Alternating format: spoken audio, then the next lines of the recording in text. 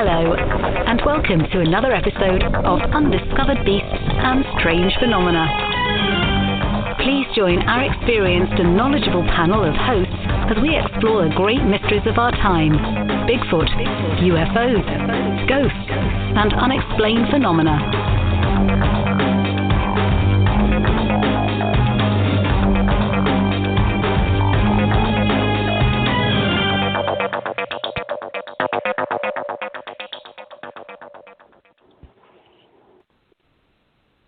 Good evening, everybody, and welcome to Glances Through the Veil with Vanessa Hogle. I am here with Mike Richburg, and we are going to discuss all things tarot, a subject that is very, very, very near and dear to my heart for many, many reasons. But I'm really curious. I'm curious of the layman's view of it, and somebody who hasn't, ever really experienced a true tarot reading or doesn't know much about the process. And I've asked Mike to come up with some questions to kind of put me on the spot. So, Mike, are you there? I am, Vanessa. How are you this evening? I am just fine. It's a long weekend. I've had some time.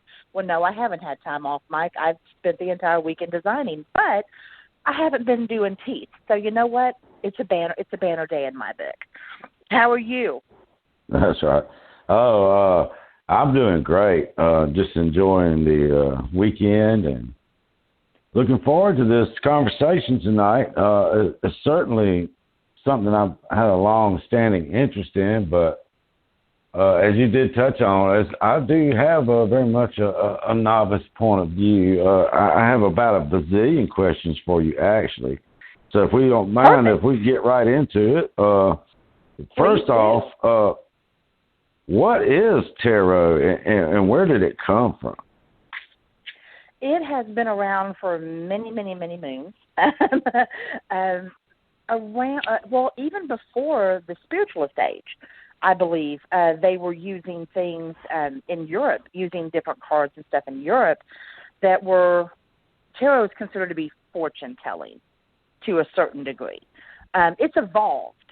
It's evolved greatly since that, but that's kind of what it's, in my understanding, that's kind of its origination point was, especially in Eastern Europe. They were used greatly there by the gypsies. The tarot cards were in order to do fortune-telling. Right.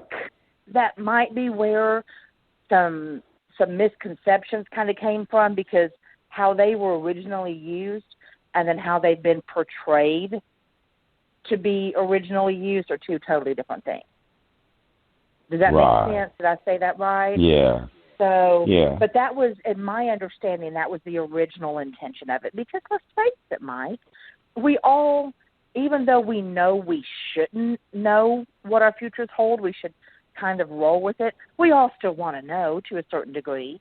We want to know certain things, and we really do hope that if somebody pulls out those cards, that they're going to hit the topics that we want them to hit. And they're going to tell us everything we need to know and everything we need to avoid and things that we need to do to progress ourselves further. And sometimes that's the case. Sometimes it's not. Right. But that's kind of where it all started. So that's my understanding of it. I am admittedly not, I'm not a historian on them. But I do know that they go way, way, way back, and that was their original purpose. Right, and so I guess a lot of people, like myself, laymen that don't really know any different, you might tend to associate, quote-unquote, fortune-telling and tarot almost synonymous with each other, or you definitely correlate them as similar or interchangeable almost on some level. And that may or may not be accurate. But given its really origins, I guess person. that lends to that. Right. No, you're absolutely right. You're absolutely right. And I guess, like, the way that it's evolved, And again, my understanding is originally, maybe you would go to a gypsy or a fortune teller or somebody like that, specifically, at one of the little stalls or at a carnival or something along those lines, or, the scary woman in the village, when you wanted to know what was going to happen.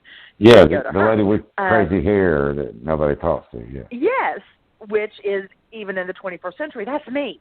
I'm not the lady with the crazy hair. Which is you, yeah. But, but you would go there and you would, ask one or two questions, or they would pull a few cards for you and tell you, unfortunately, and this happens to this day, this still goes on, they would give a very ominous reading. That is the one thing, and I'm sure you're going to ask me about this anyway, or at least something similar, so I'm going to go ahead and go right into it.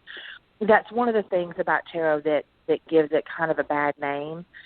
And I've seen this with my own two eyes. I've heard it with my own two ears. I've been sitting next to people doing readings where they give ominous, vague information. Yeah. And that's done on purpose. That is done on purpose because it's like they said, what was it, that one movie millions of years ago, Pretty Woman, the bad stuff's easier to believe. And that is kind of how people view tarot. They're more willing to accept negative news in tarot than they are positive news. Exactly. And readers, especially seasoned readers, or people that have been doing it a long time, now, that does not mean they're good. That does not mean they're accurate. It just means that they've been doing it a long time. You don't have to be accurate to be doing this a long time. They know that.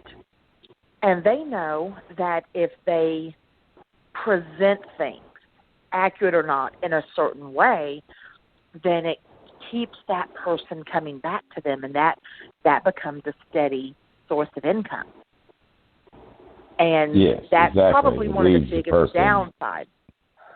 Yeah, I can see where that could be used to lead the person on, to make them want to come back, and then another vague reading, find out more about this ominous news that's coming. Exactly right. Exactly right. And that is unfortunate.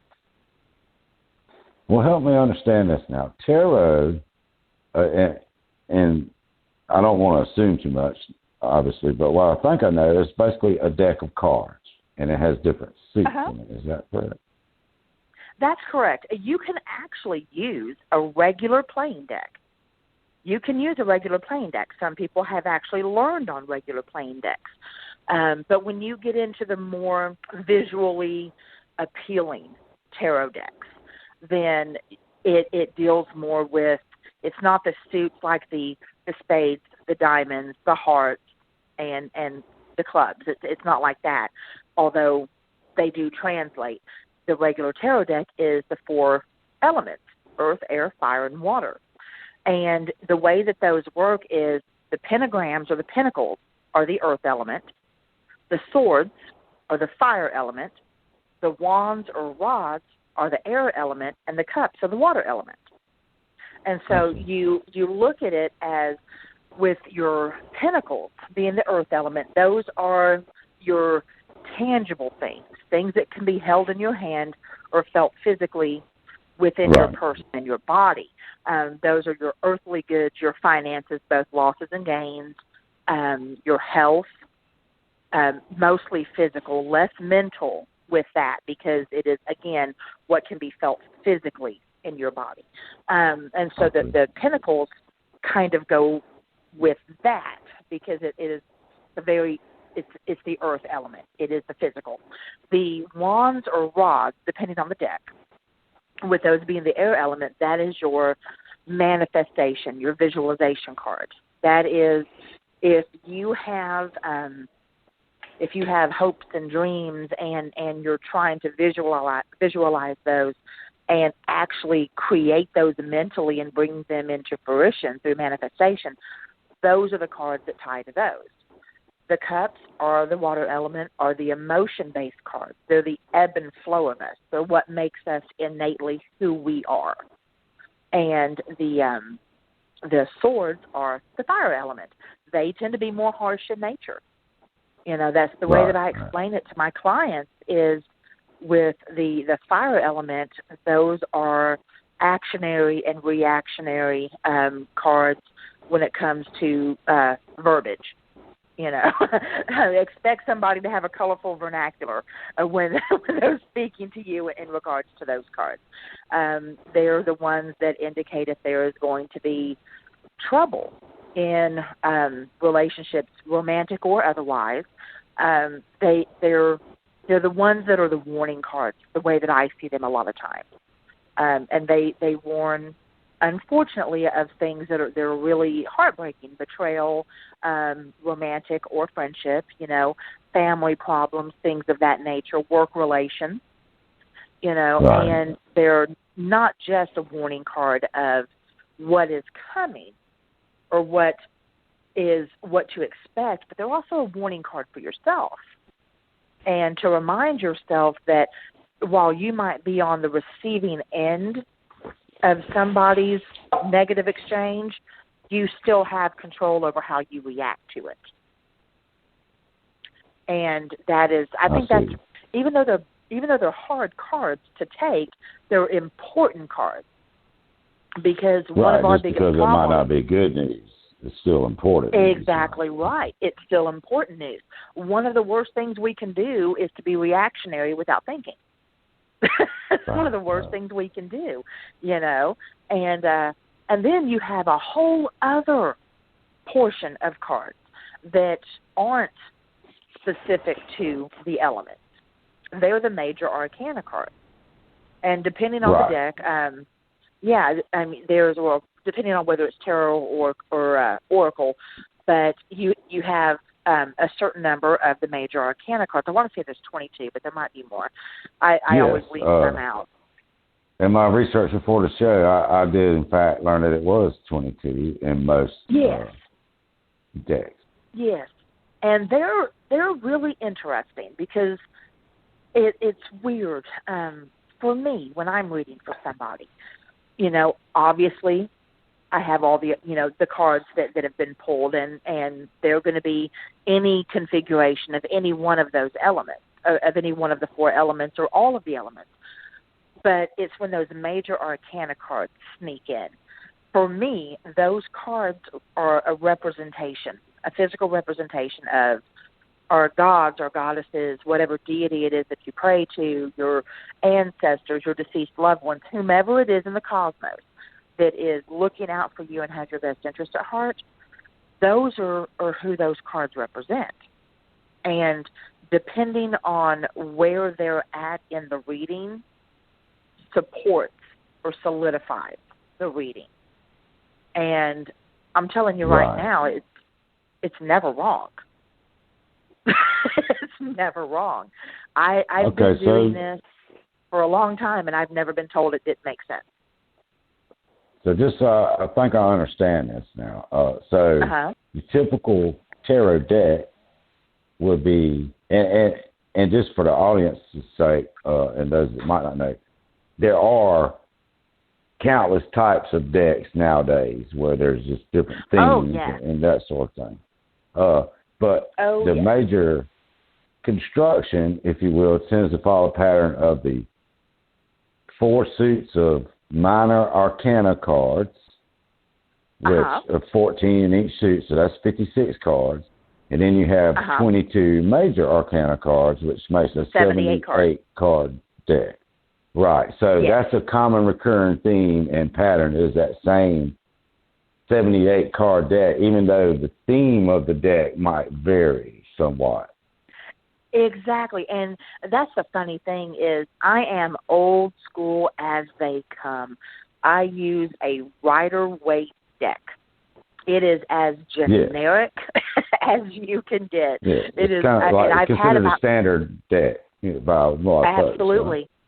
And I've had about 7 or 8 of them of the same deck because I wear them out. I even have a travel size. Because you wear them out, right, using them. Yeah, because I wear them out. And I've had other decks. I had a Witch's Tarot deck, and and I've had different decks of Oracle cards, and I created an Oracle deck. 78 cards, not easy. But yes, I was going to get into me, that in a bit. Yes. oh yeah, we can get into that. But for me, the simplicity of the Rider-Waite deck means, for me, and this might not be for other people, but for me, I'm going to give the most accurate reading I can without being influenced by the beauty of the cards. And I know that sounds kind of crazy, but because there are some absolutely gorgeous cards. Or tarot decks out there, that tarot decks. They're absolutely beautiful, and I get distracted by what the artist wants me to see in the card, and not what the card is actually telling me. Because I don't use a book. I haven't used a book in years. I don't need one. So because I know the cards. The cards tell me what they tell me. And since the Rider-Waite deck is so simple and is so generic, if I'm being honest, and that's not an insult to the artist that did them, it allows me to receive the messages that I receive without being influenced otherwise. Does that make sense? Oh, absolutely. You just want the value that the card represents, not necessarily to be overwhelmed by a lot of artwork. Exactly you want right. what the card's saying. Right. The message is more important than the package it comes in. Exactly right. And I mean, again, that is not to take away from anybody. It really isn't. Right. I know a lot of people have multiple decks, and they wait until, they wait and see which deck calls out to them to use for whomever it is that they're going to read for, and that's great for them. I don't function that way. I never have, and that's okay. Everybody has their own way of doing it. There are multiple ways that you can read the cards. There are multiple layouts or spreads that you can actually put the cards in, and this is the one. And I always explain this to new clients because I want them to understand why I do things the way that I do. The main way, it's my understanding of what I've seen, again, personally, the main way that people read tarot is they do a Celtic cross reading, which is the cards are placed in the shape of a cross, and then you have 4 cards down the side that read past, present, future, and final outcome. Well, I think that's silly, because final outcome is death, big surprise, okay? Yeah. And, right. I mean, ta-da, we're all going to die. Yeah, nobody's getting out of here alive, okay? I can tell you that one, right. Exactly right. And secondly is where I place the cards should not dictate your reading. It's not my reading, it's yours, you know? And so when I do it, I do a voodoo reading. I pick 9 cards blind out of the deck, face down. I don't know what they are. I put them in 3 rows of 3, but the client tells me in which order to turn them over. So they'll give me 3 numbers at a time, like 972, 546, 138, and I'll read each 3 cards, and and do it that way until I'm done. Other than giving me the card numbers, they're not allowed to speak until I'm finished. Right. They're just going to be tampering with what's going on by trying to manipulate the energy or input something. It's easy to cheat. Right. It's easy to cheat. I've watched it, and I've heard it. So I don't want to be that person. I don't want to be tempted to be that person. So that's my hard and fast rule. Thank you. That's my one hard and fast rule, and I've actually hung up on somebody until they could get themselves together. And I've had people that had to put themselves on mute because they knew that they were going to react. They was going to react, right? That's probably me, right? Yeah. Well, let me ask you this. The beauty of it, Well, I didn't mean to interrupt you. Go ahead and finish your thought. Well, no, I was going to say the beauty of it is when you do it, when they tell you which ones to turn over, if the cards would have been turned over in any other order, it would have been a completely different reading. Yes. Totally That's the different. important part of it. Yes, that is the important part of it. That is why I choose that. And I learned it in New Orleans at the hands of another witch. So. Well, you're putting it in their hands to a certain degree to determine which cards should be. Absolutely. So it's not in your hands. Absolutely. Right. I see what you're going. It's their reading. Mm-hmm. Right. What it you is got? their reading. Ask me a question. Okay, yeah, I was just going to say, and you touched on this a minute ago, I got like 35 questions probably. But go ahead. Oracle deck, not the same as tarot deck. Is that correct? No, they're not. Whereas the tarot deck is, for me, when I do my readings, the tarot deck is very specific. I mean, when I talked earlier about people giving ominous, vague information in order to get people to come back, I don't do that because, first off, I don't want to be dependent on somebody else's money, and secondly, we're all broke. I'm not going to do that to somebody.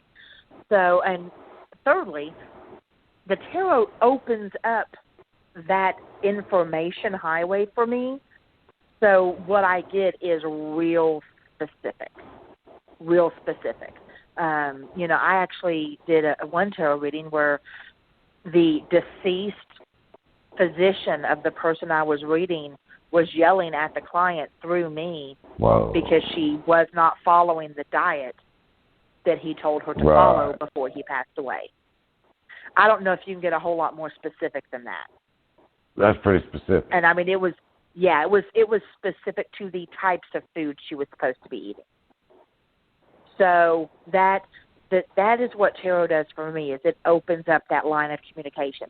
Whereas an oracle deck, like the one that I created, Cards from the Soul, they are more of a guidance deck. Like if I was going to sit down and say, okay, I'm going to meditate for a minute. I know that I need a message. I know I need to be put on the right track. What is it that I need to work on? And I shuffle that oracle deck, and I pull out a random card because they're all face down, and I'm shuffling. I pull out a random card. I can guarantee you that card's going to tell me exactly what it is I need to be working on.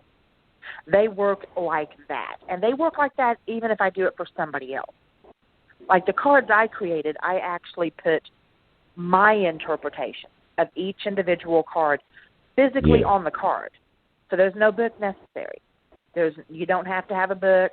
They come in a black velvet pouch. They're easy to carry. And that was my whole purpose behind doing them, is they're very they help you understand yourself, and they help you work on yourself. And if you're reading for somebody else, they do the same for them. But they're not going to give you the same information in the same way that a tarot deck will. Okay, and just for the audience's benefit here, and for my benefit, just to make sure I understand this.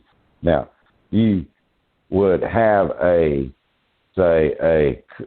Seven of Cups card, and then you would look that up in this book, per se, typically, to find out the relevance of the card.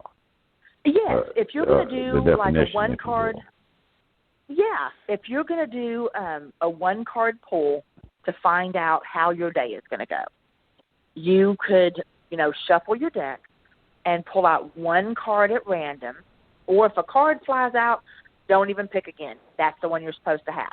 That's just how it works. Right, it's trying to get them to you. Universe just said, here you go. There's your card. You can do that. Exactly. And if you don't have a book, because a lot of people lose their books, then heck, you can Google it.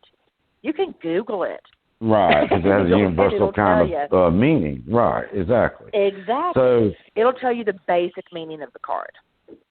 So when you did your deck, you actually included that interpretation or that meaning of the card, I should say, on the card itself? Directly on the card. And like when I did my Oracle deck, they are 78 individual pieces of art and my interpretation on them. So they and I must say the artwork is quite lovely. I didn't mean to interrupt you, but for those who probably haven't seen it, and we should probably try to get some of that out there in the public again. The artwork was just outstanding, and I thought the whole project was quite fascinating. And really, your driving force there was more. I mean, is it an artistic thing with self-expression, or was it more of a practical application kind of thing, or a little bit of both? I think it was all of it, and if I'm being real honest, and you know me, Mike, you know I'm going to be honest, I'm trying to put people like me out of business. I right. Not that I'm not, you know, I mean, I want people. I get what you're saying. I want them to become so comfortable with themselves and trust themselves enough to know that they can do these things. They can seek guidance without having to go to somebody else for it. Now, granted, you're always going to have something, you know, that you need a little bit of help with, and I get that. You know, I mean, I have yet to have a truly accurate reading done on me. No one can read me. Wow. So and that just. But here's the funny part. I can't read the tarot on me, but I can do a pendulum session, and it'll answer me. Well, that's a good point you just bring up. And again, now you just talking about tarot is basically a tool, just like the previous episode we did about Ouija. There again, it's like a tool.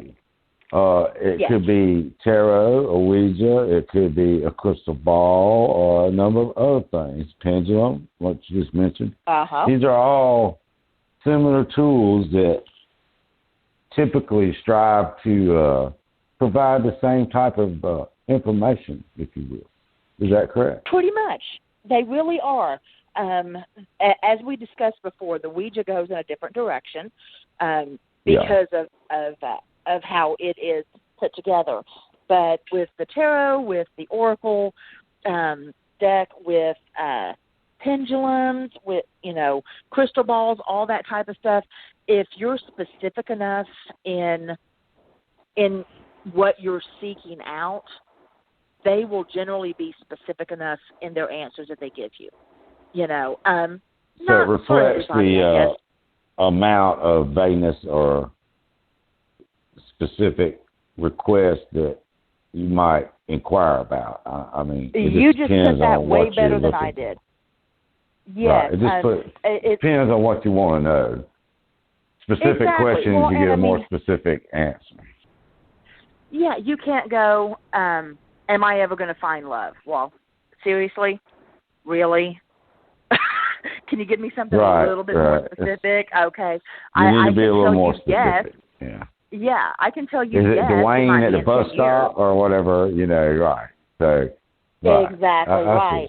Are you there? Yeah. Okay, I thought I lost you there for a second. I heard a weird click. Yeah, I can hear you. I didn't hear that click too. Yeah, that was bizarre. But no, it is. It's now. But here's the funny thing: when I'm doing tarot with somebody, they're not allowed to tell me what they want to know about until after I read the cards, but I tell them, concentrate on it. I said, if you want something specific, concentrate on it. Concentrate on it. Don't tell me. And if you're meant to know it, it's going to come out in the cards. And it's really interesting how that works out, because I did a dual reading a couple of weeks ago. And, one person first and then the other person after, but they were in the same room with each other. And sometimes that can get a little hinky, because sometimes it will be like, okay, well, I'm reading for the person I'm not supposed to be reading for yet, and then it flips.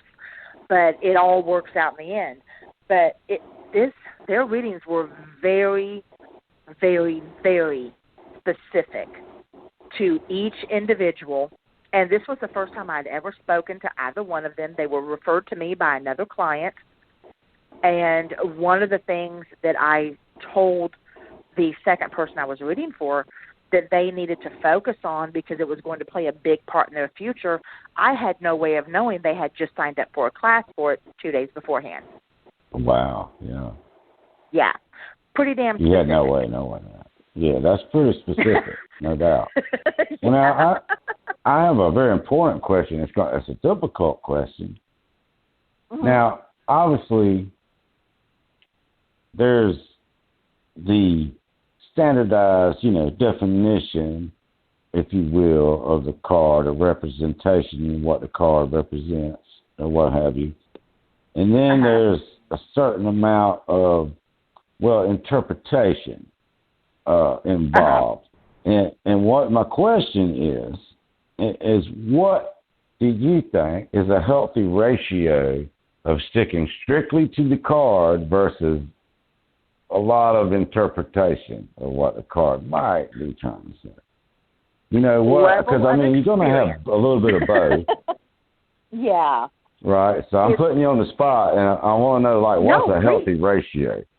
So do I want to go 100% just what the book says, literally, or do I want to believe, as a reader, am I putting my own experience? Obviously, if I've been doing this for decades, I don't even need the book, then I'm probably, I don't know how to say this, elaborating in a specific direction, or something like that. How much is interpretation and how much is strictly off the back of the page 73 in the book? Well, that's actually a really good question. And the most accurate answer I can give you is level of experience. But there are sub-answers to that. Okay. Cups are emotion cards, period. There's nothing that's going to change that. Swords are harshness of words. Again, what we talked about.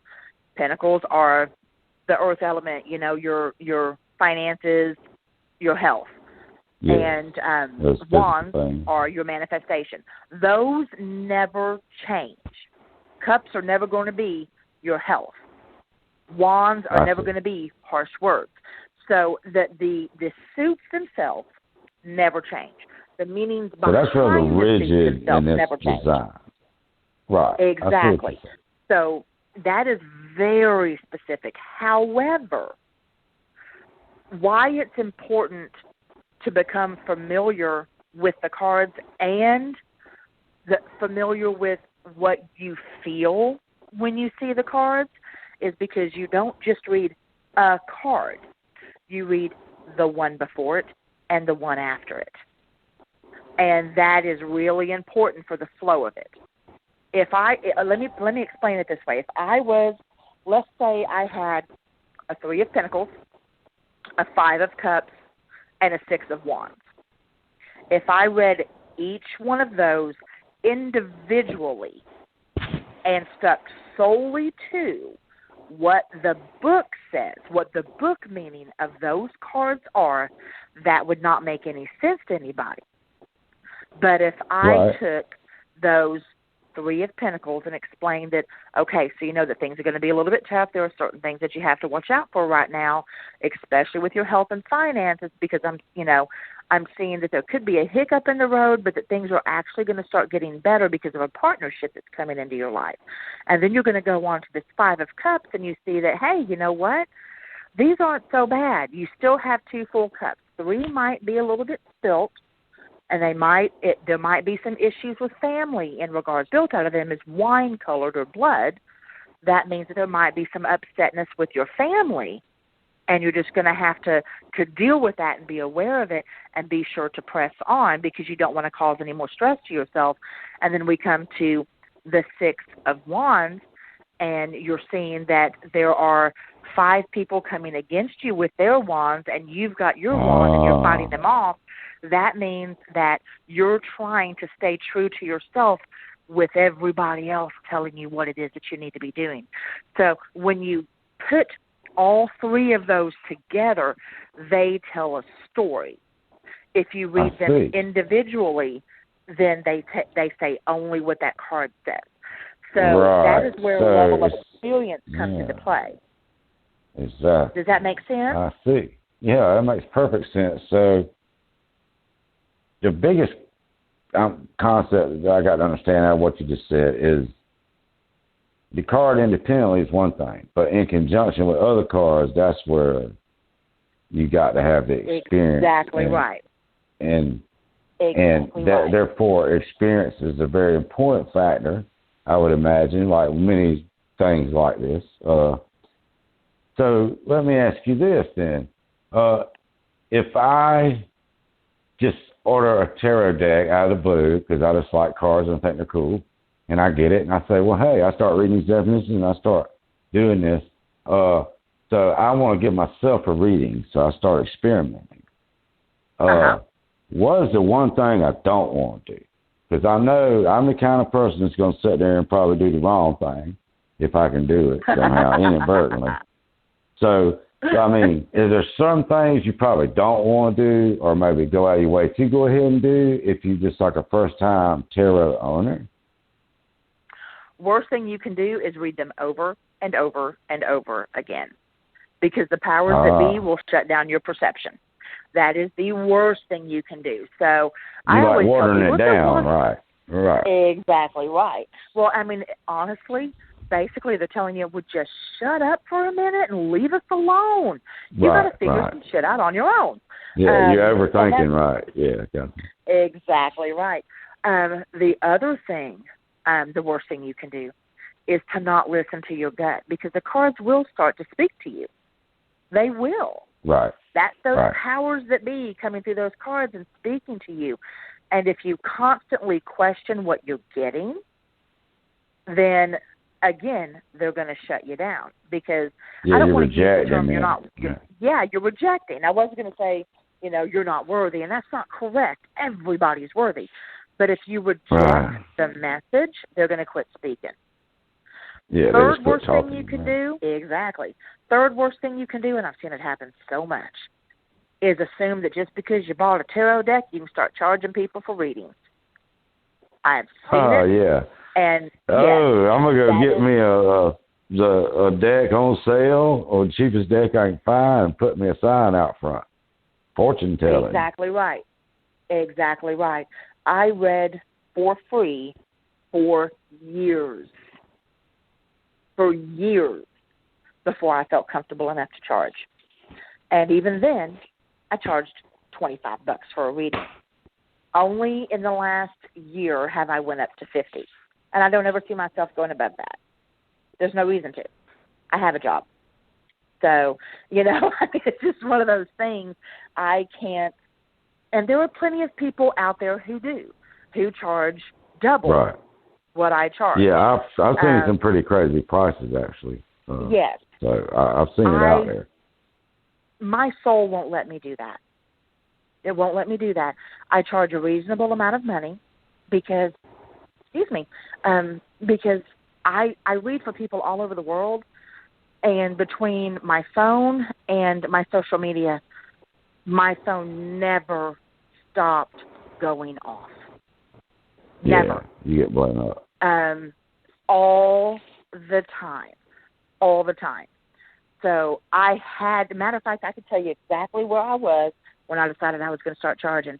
I was doing a show for Noreen Sampier-Balovich, because I do missing persons cases on her show. Yes. And she told me, she goes, Vanessa, you need to stop. You need to stop doing this for free. She goes, that is unhealthy for you, because she could just see how exhausted I was. See, I did over 3,000 readings in a year, working 2 jobs and raising a son. Yeah, yes. That's a lot. I was working 60 hours a week, raising a son, and did 3,000 readings, over 3,000 readings in a year, plus remote viewing for teams all over the world. So I'm sure, it was and other things too. Yeah, I could only imagine. Oh yeah, I was getting. So you kind of had like it kind of came to you then, and all clicked. Said, yeah, I need to just go ahead and be charging for this. Well, I had no way. I had to, because when your phone is ringing at 3 a.m. because somebody lost their wedding ring and needs you to help them find it. Yeah, that's getting a little too much. I'm not joking. That, car keys, you name it. And I'm like, no. Nope. I got a big old can of nope for you on that one. And that's a big old can I was opener. exhausted. Yeah, I was exhausted. Yeah, you just so, give too much of yourself, like we do sometimes. Some people do. Oh, yeah. So you had to make some changes there to reel it in a little bit. And that's a practical change to make. Well, now as a customer, if I'm out there, a potential client, and I maybe want somebody to do a reading for me, obviously what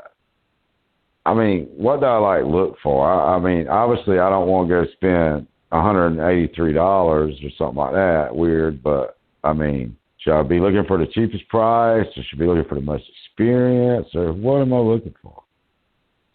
Ask for references. Oh, good answer. I'm not joking. Vet your psychic. I'm not kidding. Right. Ask for references. Matter of fact, I really don't even advertise. I don't. Every single one of my clients has been referred to me by somebody else. Yeah. I noticed that about you. You don't need to advertise. No, and they come to me. I don't come to them. I also, like this weekend, I'm not doing any readings. Granted, I broke my own rule, and I got up yesterday morning about 8 o'clock and did one for somebody, but it's a repeat client, so they needed help. They paid. Repeat client, absolutely, you got it. But I really don't. I don't even need to advertise, because since people have been pleased with the service that I've provided, they put the feelers out there for me, and I get text messages, I get messages through social media, through my website, whatnot, of people saying, "Hey, I was referred to you by," and I'm interested in a reading, and the next words out of my mouth that I'm typing in are, "All I need is your first name. Let's pick a day and a time. These are the only times I have available. It is this amount of money. You can pay it through here. Other than that, I don't need to know anything." And I don't have any information on them whatsoever. And I call them at the time of the reading, and I tell them exactly what I told you about how I do it, why I do the type of reading that I do. And then I tell them, you're not allowed to talk. And a lot of them, right. You would think people would be upset about that. They actually appreciate that. They do, because they know I'm not going to be sitting there trying to pull information out of them. I don't want to do that, because my biggest fear, is I don't want to cheat. And like I said, way too easy to. And I don't want to have that temptation. And secondly, I might miss something very important from the powers that be, because I'm trying to focus solely on them. I do these on the phone. I don't do them in person. I can't even see the person when I'm doing it. So that's my preference. I don't want to be able to read your body language. I don't want to be able to see your facial expressions. I don't want any of that. It needs to be completely blind. And that, I think, because I'm not influenced by those things, maybe that is why the readings are so accurate. Because I have absolutely that would make sense. Go on.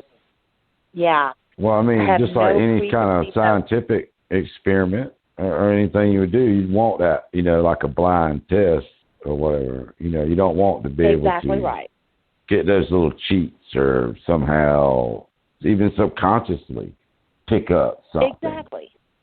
And nobody's above that. Nobody is above that. I can't say that if I had the opportunity that I wouldn't even be tempted. Who knows? What if I was having a bad reading? What if I felt like I wasn't giving them what they wanted and I could see their face or ask them questions? I don't know if that would be the case or not. But I can say that when I have done them in the past, in public, when like one of the stores here asked me if I would do one of their festivals a couple of times. When I read for the people, I turn away.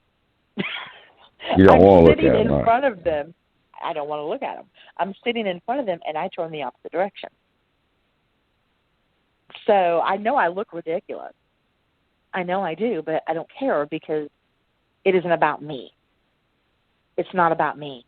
And that's the other thing. That is one thing, probably the most important thing for anyone that's wanting to learn tarot and wanting to move forward with it and try to help others if they possibly can, is to remember, first and foremost, this isn't about you. You know? That's and right.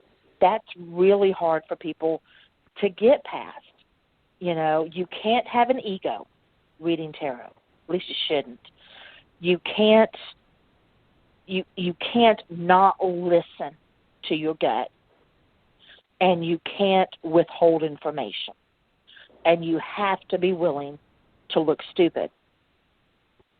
Because some of the way, right. Exactly. The tarot reading in and of itself, the 9 cards I read, takes me 10 to 15 minutes. But the other 45 minutes, because I'll do a reading for generally an hour. Sometimes it's 30 minutes if they get everything they need, but sometimes it's an hour. And the rest of the time, that's when we talk, and that's generally when past loved ones who have died come through, when messages come through of a different nature, and that's when all of that comes to me. At that time, I mean, I've had a grandma sit right down next to me and tell me all about the person that was on the phone, and it just shocked the hell out of them. But that's when that happens.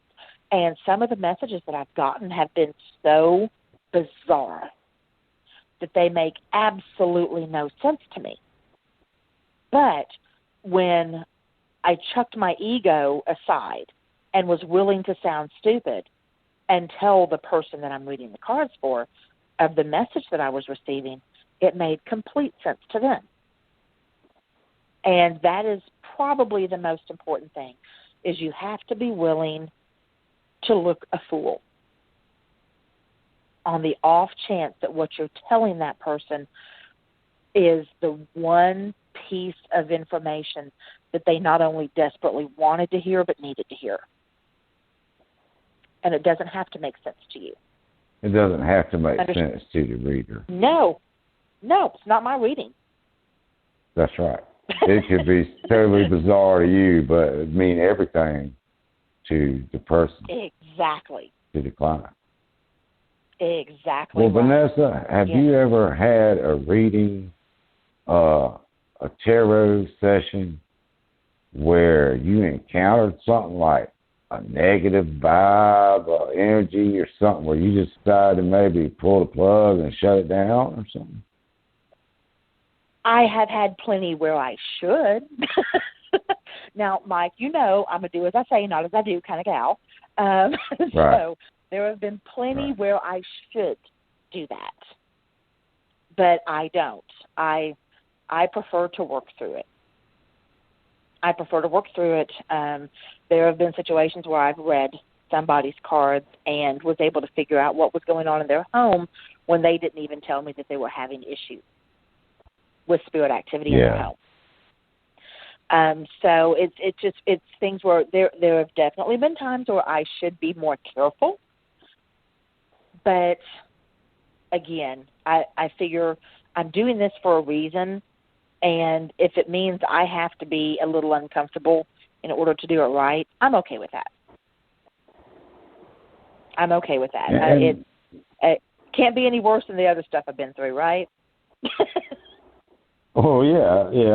I mean, you know, you got a lot of sense when it comes to a lot of stuff like that, so I would kind of trust your judgment. And if anybody wants to push it a little bit, you probably got more sense than most folks when it comes to this sort of thing. I can't tell you enough about, you know, how much I appreciate the opportunity to come on and have this conversation this evening. It's really helped me understand the whole concept a lot better, and I appreciate you very much.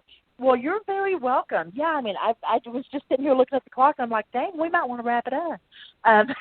But no, I appreciate it, and I love the questions. I love being able to answer, you know, in a way that I hope is easier to understand, you know, because there are people in the field that they want to feel otherworldly, or they want to feel superior, and I don't. I want to give you the easiest, simplest explanation possible to get you from point A to point B. You know, and right. That's what was lacking when I was trying to learn. So, well, you certainly if I can provide that to somebody else. Yeah, and you have, and you explain things where I can, and I'm sure many other people can kind of understand them in this layman's terms, where some of us more novice types can have a little bit better understanding of these types of things. And tarot is certainly a subject that's, still quite popular, as popular as ever, practically, now, even today, in today's society. So it's certainly been a very interesting conversation, and I appreciate your time, as always, Vanessa. You're great. Oh, you are very welcome. And for everybody out there listening, when it comes to tarot decks, you don't have to do the Rider-Waite like I do. You can go out and you can pick one that speaks to you and just sit down with it and understand it and read up on it and just see what the cards tell you and take it from there. And just remember what we talked about. Listen to your gut and don't try to go out there right off the bat and start reading people for money. Just please don't do that. Give yourself time to learn and to truly understand the messages that are coming through. And as long as you do that, I got nothing but love for you, okay? But until next time, I hope everybody has a great rest of your weekend. Enjoy your holiday, and we will be talking to you soon. Again, this is Vanessa with Glances Through the Veil, and this was Mike Richburg with me, and we have had a blast. Can't wait to talk to you again. Y'all have a good night.